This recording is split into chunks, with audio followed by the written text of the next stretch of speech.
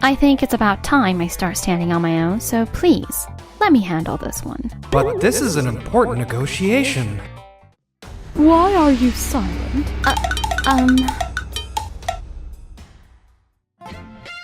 My name is Keiichi Sato. I'm the sales manager at a sake brewery called Tokimeki Brewery. Keiichi, the CEO, is counting on this next negotiation, so I'm leaving it to you. Make sure you guide Yui properly, too. Sure, I understand. This is our head of sales, Eiji Tanaura. And the one I've been assigned to mentor as team lead is Yui Namimoto. Yui, this negotiation is going to be a big challenge for Tokimeki Brewery, so I'd like to go over the details with you beforehand. If I remember correctly, this client wanted to feature our sake at their bar, right? I've prepared thoroughly for the meeting, so it's fine. I think it's about time I start standing on my own, so please let me handle this one. Huh? But this isn't like the usual deals. There's some info we need to go over first. I have nothing more to discuss. Oh no, this is supposed to be a major negotiation. I knew it. Dealing with Yui was never gonna be easy. I'm glad I left the mentoring to Keiichi and kept my distance. She's already gone through 3 mentors, and I've heard she hasn't opened up to any of them. I just hope Keiichi can handle it well. If I want to help make this company more stable, I need to become someone who can close deals on my own, more than anyone. And I'm going to make sure even more people get to enjoy our sake. Excuse me. Huh? Hello? Why are you silent? Welcome to Japan. It's a pleasure to meet you. Noah, sorry to keep you waiting. Keiichi, I've been looking forward to seeing you. Huh? Wait, was that Japanese? Because the person who arrived out of the blue was silent, I might have come across as a bit severe. Did I surprise you? No, I'm sorry. I was a bit thrown off. Your Japanese is amazing. Thanks! I love Japan and visit pretty often. So, can I hear more about your proposal? Yes, of course. And this is the product we'd like to propose. I see. Thank you for the presentation. When I visited Japan, I had a sake called Hotomeki from your company. I just couldn't forget how fruity and delicious it was. So I've been hoping to feature Tokimeki's sake at my bar. Wait, you liked our Hotomeki? Our best seller is actually the dry-style Tokirei. But among sake fans, Hotomeki is definitely more popular. But we also recommend others like Tsukiakari and Hoshimusubi, so we'd love for you to try them too. Yui? I'm so sorry. I just got excited thinking that you understood the charm of our sake and might actually carry it in your bar. Yui, I can really feel how proud you are of your company's sake. I love people like that. Thank you very much. I'm really excited too, knowing that by partnering with you, more people overseas will get to enjoy our sake. Keiichi, he feels the same way I do. I saw in Keiichi's materials that you have 2 brands called Tsukiakari and Hoshimusubi. I hadn't heard of those before. If possible, I'd love to try a sample. Of course. We prepared everything. Please feel free to taste and compare. The crispness of Tsukiakari and the sweetness of Hoshimusubi. It's so hard to choose. Right? Each brand has its own special qualities. So, in the end, we'd love for you to choose based on your personal preference.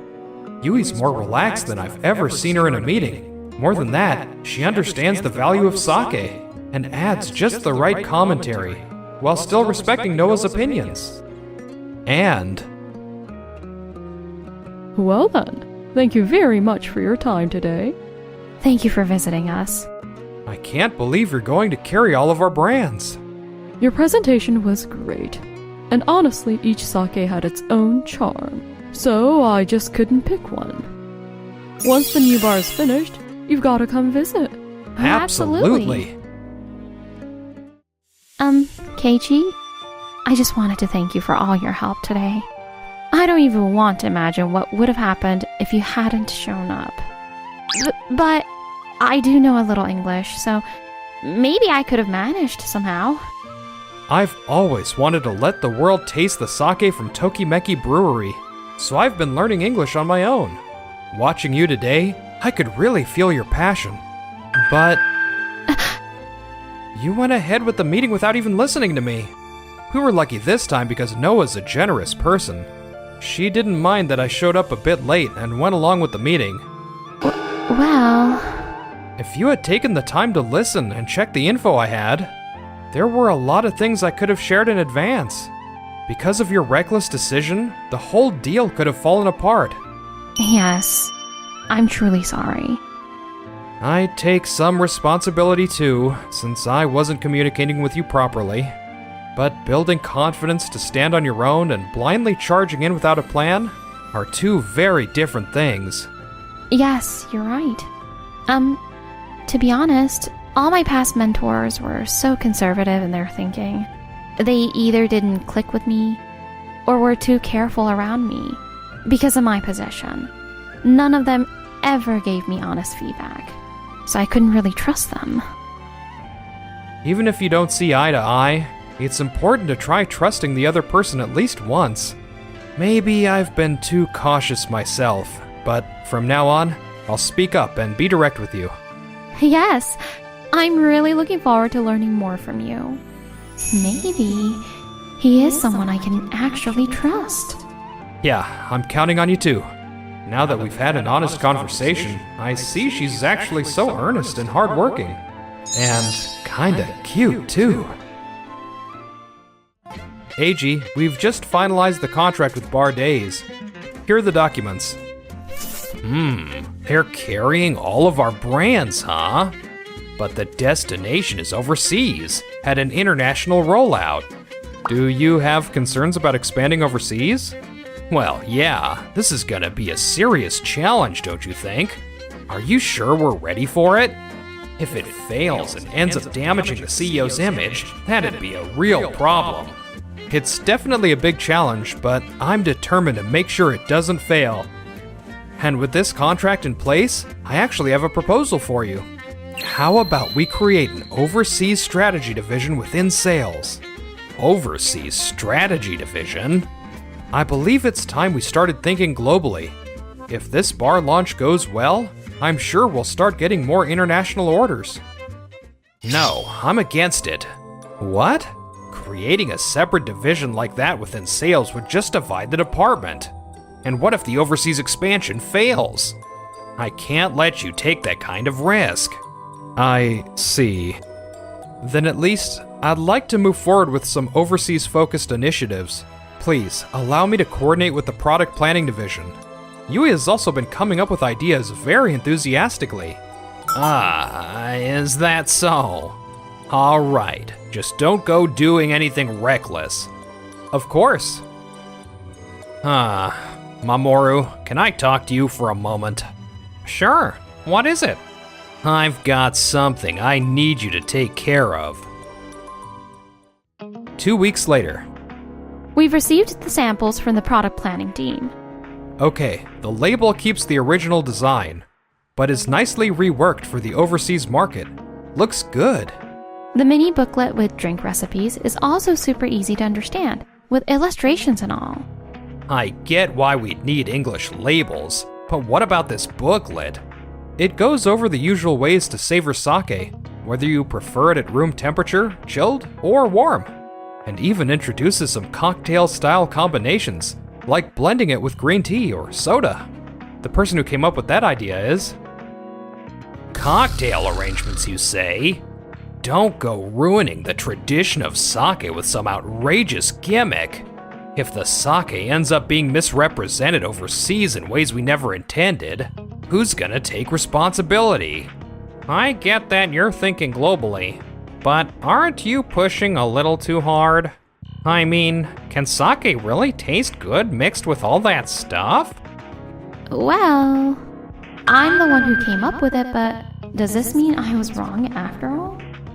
Don't worry. Keiichi. The quality of our sake is top-notch.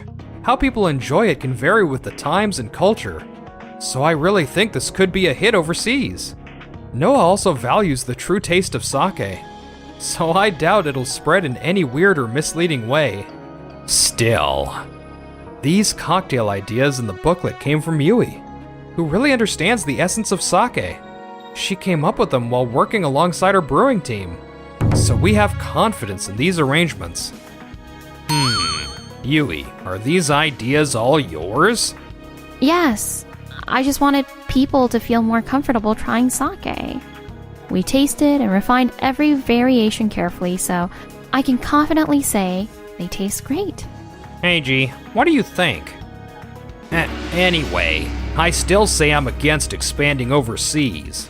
We'll focus on landing a major domestic contract instead. I see. I understand. So the second they hear my name, they change their tune. I guess they're no different after all.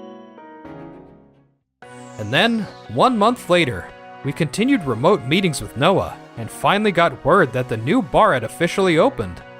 At the new bar, they serve wines and local spirits from other countries too, but apparently, sake is the most popular of them all. The cocktail arrangements have been a big hit, and they've been flooded with people asking, "Where can I buy this sake?" Really? Yui, this is the result of all that thought and effort you put in, wanting people everywhere to enjoy sake. I still have a long way to go, but I'm really happy. And hearing Keiichi say that makes me even happier. Yui, when she opens up, she has such a sweet smile. By the way, I heard we've also been getting inquiries from overseas, even though AG rejected it once.